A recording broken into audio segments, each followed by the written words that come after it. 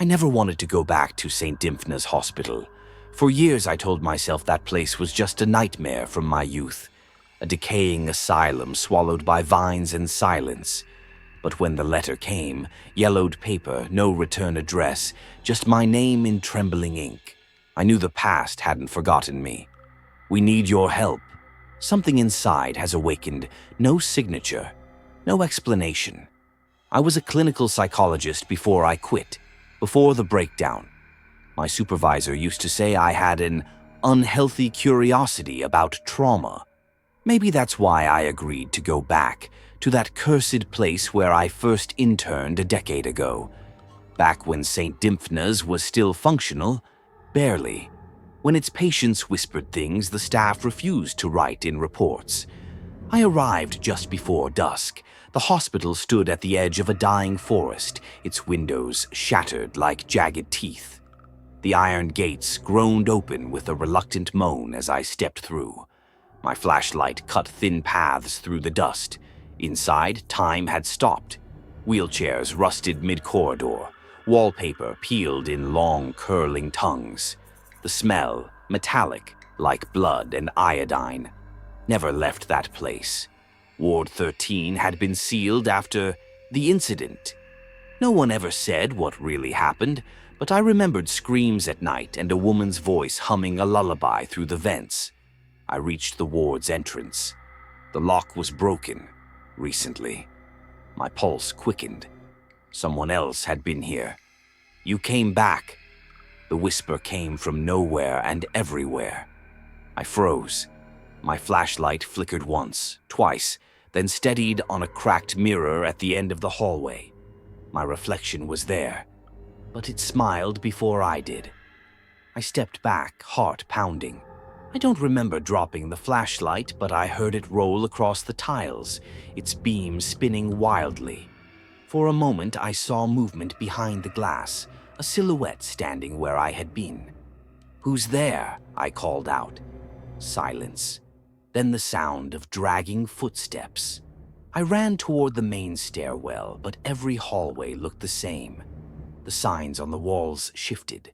One moment I was on the first floor. The next I was reading Ward 13, restricted access again. No matter which way I turned, I ended up back at that mirror.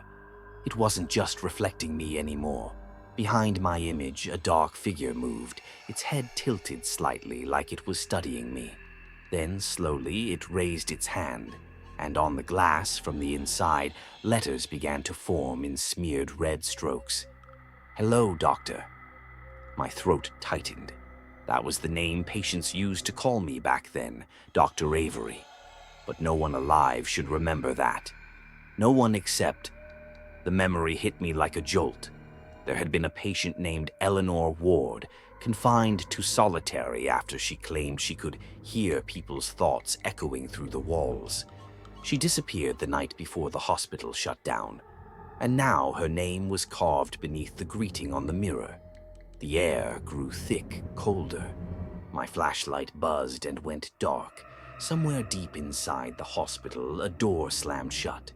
Then another, like a sequence, a rhythm, a heartbeat. I followed the sound down a stairwell littered with decaying folders and therapy notes. My old handwriting flashed across a few pages, session records with Eleanor. Each ended the same way.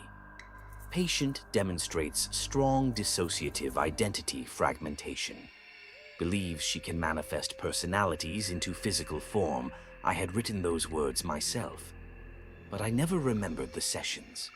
At the bottom of the stairs, the light from an emergency exit sign flickered faintly. I saw fresh footprints leading away from it, bare, small, childlike. I followed them to the basement. It was colder there. Water dripped from rusted pipes, echoing like a clock ticking underwater. Then, through the dark, I saw a door with a placard that read, "Observation Room 13B." When I pushed it open, the hinges screamed. Inside, monitors and broken restraints covered the floor, and on the far wall, a massive two-way mirror. I was looking into what used to be the patient side of the observation chamber, and standing there, illuminated by a single flickering light, was me, but older, tired, holding a flashlight. I, looked directly at me through the glass. His lips moved. "Don't trust what you see." Then the light blinked out. When it came back on, the other version of me was gone. The mirror was cracked. I stepped closer, my breath fogging the glass. For a second, I thought I saw my reflection again, until it blinked independently. That's when I realized the mirror wasn't reflecting me anymore. It was recording me. The mirror's surface rippled like water. For an instant, I thought I saw my hand pass through it, though the glass felt solid and icy when I touched it again. My pulse drummed in my ears. Every beat echoed down the corridor until it became a chorus of identical heartbeats, all slightly out of sync. I forced myself to look away and check the room. The consoles were dead, the wires frayed, but something was still humming. A faint electrical vibration came from behind the walls. I traced it to a cracked speaker mounted in the ceiling. It clicked twice, and then a voice spilled out, distorted but familiar. Session 7. Subject E responds to mirrored stimuli.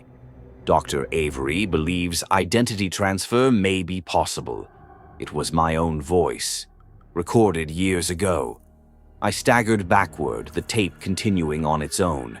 I remembered none of this. No Session 7, no experiment involving mirrors. Yet there I was, giving calm instructions, describing a cognitive tether between observer and observed. Subject requests to stop.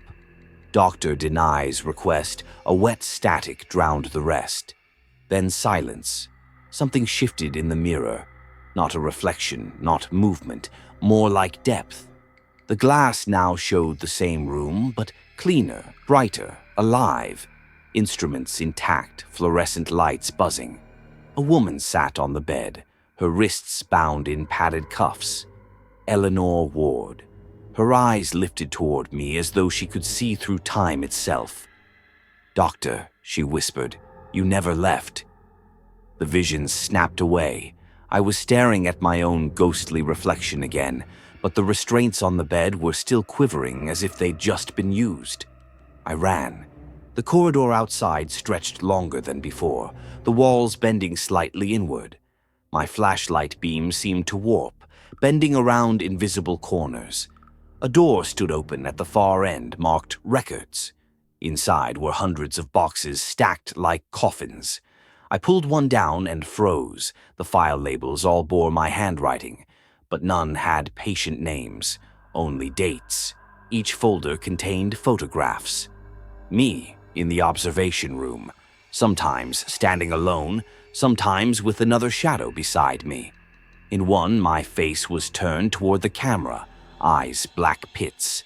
A caption scrawled beneath it read, "Transfer complete."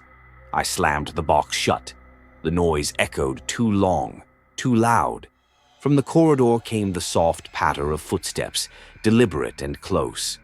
When I turned off my light, the darkness breathed. "You shouldn't have come back, Doctor." Her voice again, Eleanor's, but closer now, as if whispering directly into my ear. I bolted toward the stairwell, but each step up brought me down instead. The geometry was wrong, impossible. I burst through a door that should have led to the lobby and found myself back in Ward 13. Every door along the hall stood open. Inside each room, mirrors, hundreds of them. Round, square, full length, all reflecting angles that didn't exist. My flashlight caught glimpses of movement in every one, some versions of me screaming, others watching silently. One was crying blood. I smashed the nearest mirror with the flashlight. The moment it shattered, all the other reflections screamed in unison, a sound like tearing metal and human agony fused together. Then silence again, complete and suffocating. My reflection remained on the shards, tiny versions of me, still moving, still breathing. At some point, I must have lost consciousness. When I woke, I was sitting in what looked like an office, dusty, half lit by a swinging bulb. The nameplate on the desk read Dr. E. Ward. Files were spread out before me, the same ones I'd seen earlier, but now the handwriting was not mine. It was hers. Notes described Project Mirror Mind, a joint experiment between Dr. Eleanor Ward and her assistant, Dr. Avery Holt. Goal: externalize dissociative constructs via mirrored neural resonance. I read the final entry. Avery insists on being the test subject. Claims full understanding of the risk. Commencement 2200 hours. If successful, consciousness transfer should appear seamless. The page ended with a smear of ink, or blood. Behind me, the mirror on the wall quivered again. Two silhouettes this time, Eleanor and me standing side by side. She turned to look directly at me. "You took my body, Doctor." "You left me in the glass." The bulb above burst. In the dark, I could feel hands, cold, fragile, pressing against my face, my chest, my throat. Then nothing. When the light returned, the office was pristine. Certificates on the wall, a modern computer on the desk, and the nameplate now read, Doctor, Award. I touched my reflection in the computer screen. The face that looked back was hers. I stared at the reflection on the monitor, Eleanor's face moving when I moved, blinking when I blinked, but the expression wasn't mine. It was patient, almost relieved. The office looked new, reopened, functioning. Outside the window, the morning sun poured across the courtyard, but the shadows of the bars still crossed the floor like a cage. A faint PA system crackled overhead. "Morning rounds begin in 10 minutes. I opened the desk drawer. Inside lay a hospital ID badge. Dr. Eleanor Ward, Chief Psychiatrist. My hands trembled. The nails were longer, the skin paler. I whispered, "Eleanor," and my own voice sounded foreign. From the corridor came a knock. "Dr. Ward?" "They're ready for the session." A young orderly poked his head in. His eyes had that dull politeness that hides fear. I nodded automatically, and he led me down a corridor that seemed both new and old at once. Fresh paint covering cracked tiles, new fluorescent lights humming above faded bloodstains that no one had quite scrubbed away. We stopped at observation room 13B. Inside, on the patient side of the glass, someone waited, hands bound to the chair, eyes wide with confusion. It was me, the original me. He looked older, thinner, as if decades had passed. When our eyes met, he started thrashing. "Eleanor!" "Let me out. You said it was temporary." The orderly whispered, "Should I sedate him, Dr. Ward?" I shook my head. "No, we need him conscious."